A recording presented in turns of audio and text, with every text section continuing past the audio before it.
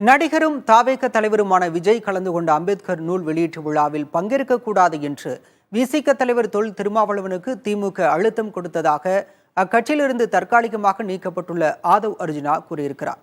புதிய தலைமுறைக்கு அவர் அளித்த பிரத்யேக பெட்டியில் அவர் இவ்வாறு கூறியிருக்கிறார். அதனை பார்க்கலாம்.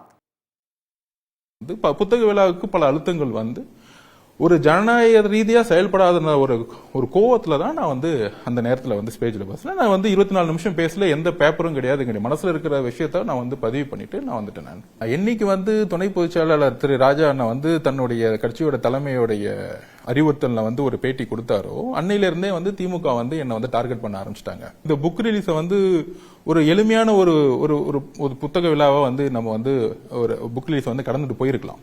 இது ஒரு ஜனநாயகமா எடுத்துக்கலாம்.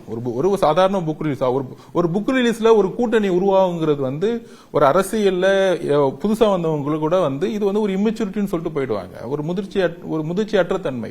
அப்ப திருவண்ணாமலையில அமைச்சர் வேலு அவர்களை பார்க்கும்போது அவருடைய கருத்தை சொல்றாரு. இல்ல நீங்க போனீங்கன்னா கூட்டணிக்கே ஒரு பிரச்சனை ஆயிடும் மாதிரி தெரியுது, நீங்க செல்லாதீங்க. அப்ப அவருடைய அழுத்தம்ங்கிறத விட அவருடைய கருத்தை உள்வாங்குறாரு.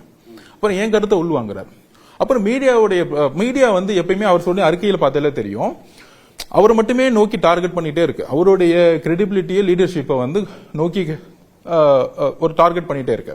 அப்ப நான் அவர்கிட்ட எங்க முரண்படுறேன் அப்படின்னா, நம்ம கிட்ட உண்மையான ஒரு விஷயம் இருக்கு. இந்த புக்கை கடினமா 18 மாசத்துக்கு மேல உருவாக்கி இருக்கோம். நீங்களும் விஜய் அவர்கள் வரும்போது சொன்னா நீங்களும் வரேன்னு சொல்லிட்டீங்க. அவருடைய அரசியல் பிரவேசங்கிறது அது அவருடைய கொள்கை மாற்றத்தில் இருக்கிறவங்க. இப்ப ராஜ்நாத் சிங் அவர்கள் வந்தாங்க.